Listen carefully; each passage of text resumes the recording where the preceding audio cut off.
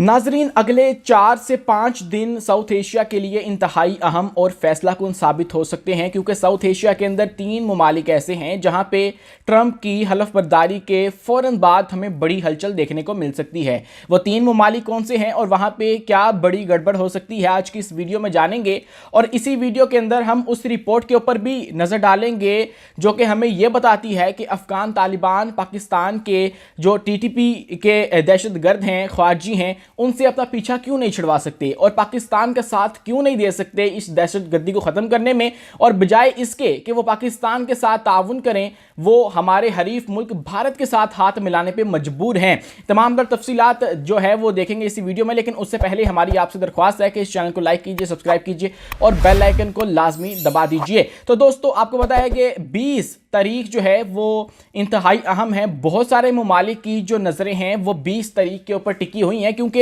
Donald Trump जो कि एक गैर रिवायती सियासतदान है, उसकी तकरीब हलफ बर्दारी है और अभी वो आया नहीं है। उसके आने से पहले ही बहुत सारी जो तब्दीलियां हैं वो पूरी दुनिया के अंदर देखने को मिल रही हैं, क्योंकि वो एक जो है वो दुनिया के चौधरी का प्रेसिडेंट बनने जा रहा है, यानी कि अमेरिका का। और वो जब ऑफिशियली अपनी कुर्सी पे बैठ जाएगा तो और भी तब्दीलियां देखने को मिल सकती हैं। और डोनाल्ड ट्रंप वो शख्सियत हैं जो कि किसी मुल्क के ऊपर कब्जे की बात करने से पहले सोचते नहीं हैं। और आजकल तो वो धमकियां भी लगा रहे हैं ग्रीनलैंड को कि हम तुम पे कब्जा कर लेंगे, और उसके बाद कनाडा को ऑफर करा रहे हैं कि आप लोग आके अमेरिका के अंदर जम हो जाओ और अमेरिका का हिस्सा बन जाओ। तो इसलिए बहुत सारे ममालिक साउथ एशिया के अंदर भी ऐसे हैं जो कि इस वक्त एक तो उम्मीदें लगाकर बैठे हैं डोनाल्ड ट्रंप के साथ, और उसी के साथ साथ कुछ ममालिक ऐसे भी हैं जो कि इस वक्त खौफ में मुब्तला हैं और उनको डर है कि डोनाल्ड ट्रंप अगर आ गया तो उसके बाद क्या होगा। इन्हीं में से कुछ ममालिक जो हैं वो साउथ एशिया के हैं और उनमें सरफहरिस्त है अफगानिस्तान।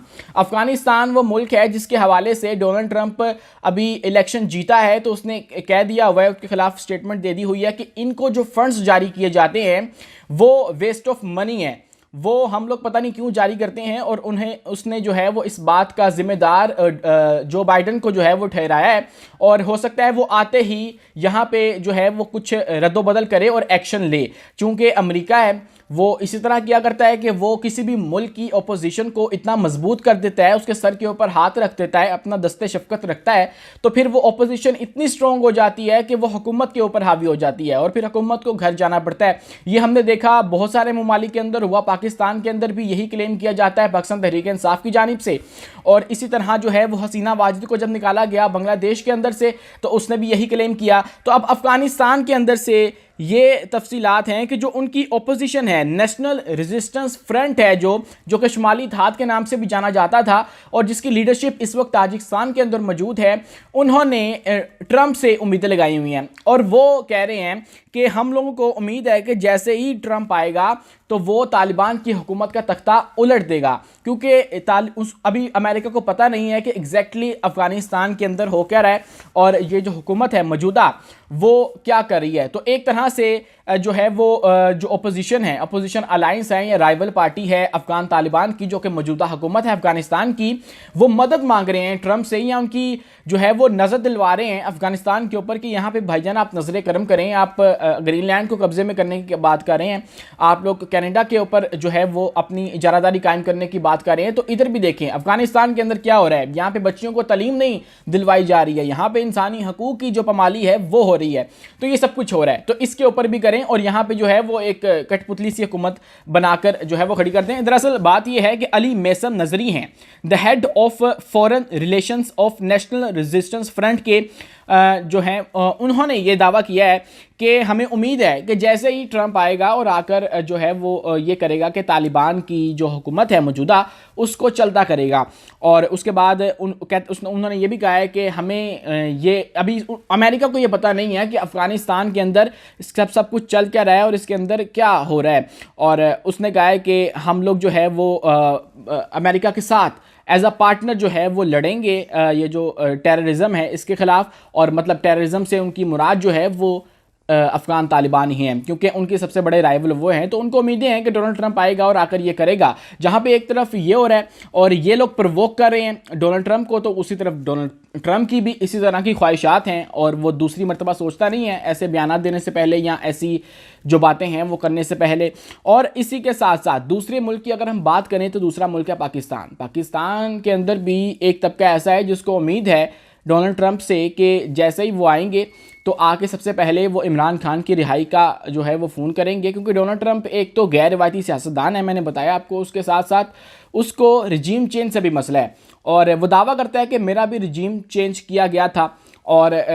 जब मेरे साथ ये हुआ तो मेरा चूँकि दोस्त है इमरान खान, उसके साथ भी ये हुआ तो मैं उसके लिए खड़ा हूँगा। तो इस तरह का जो एक माहौल है वो भी पाकिस्तान के अंदर मौजूद है और फ़ज़ा पाई जाती है कि डोनाल्ड ट्रंप जो है वो आते ही ये करेंगे। तो पाकिस्तान के अंदर भी हो सकता है कि बड़ी हमें तब्दीलियाँ देखने को मिल जाएँ और कुछ ना कुछ जो है या तो इस्टेब्लिशमेंट के अंदर तब्दीली देखने को मिले या फिर जो इस वक्त की मौजूदा हुकूमत है उसके अंदर तब्दीली देखने को मिले, और जैसे हमें आज से तकरीबन 2, 2.5, 3 साल पहले देखने को मिली थी। एक तरफ ये है और एक और मुल्क, तीसरा मुल्क जिसकी मैंने बात की है वो है बांग्लादेश।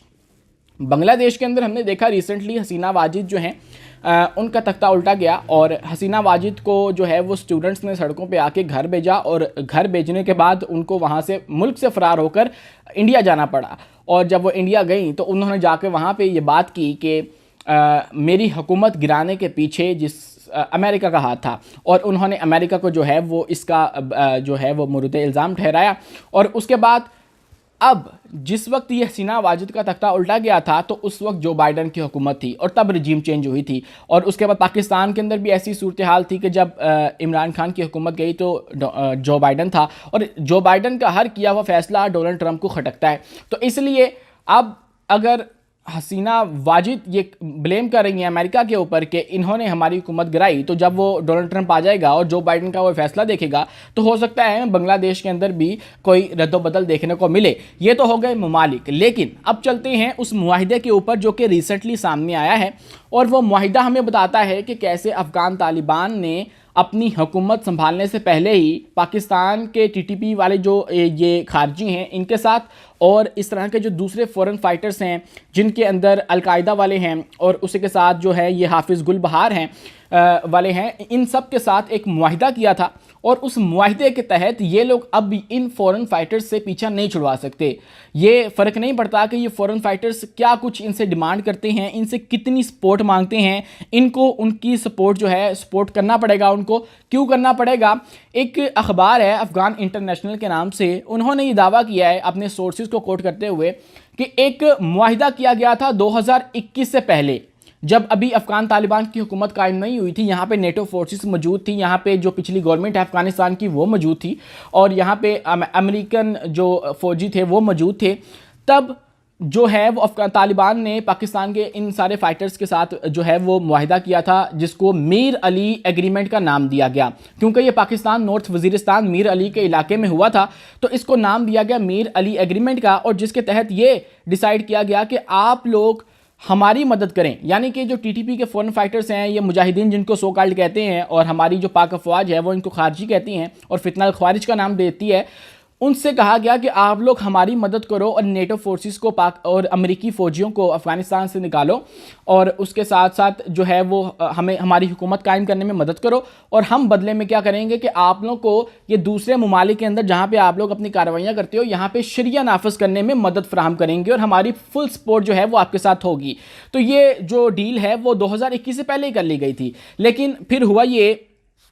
कि ये सब कुछ चलता रहा। अफ़गान तालिबान की हुकूमत आ गई, यहाँ से टीटीपी के जो लोग जो इन्होंने तैयार किए हुए थे वो जाकर लड़े उनके लिए और अमरीकियों को भगा दिया गया वहाँ से और उसके बाद वहाँ पे तालिबान की हुकूमत कायम हो गई। लेकिन उसके बाद इन्होंने अपनी जो तोपें हैं और जो असला इनके पास मौजूद था वो भी अमरीकी असला, वो इन्होंने पाकिस्तान के अंदर इस्तेमाल करना शुरू कर दिया। और उसके बाद अब जब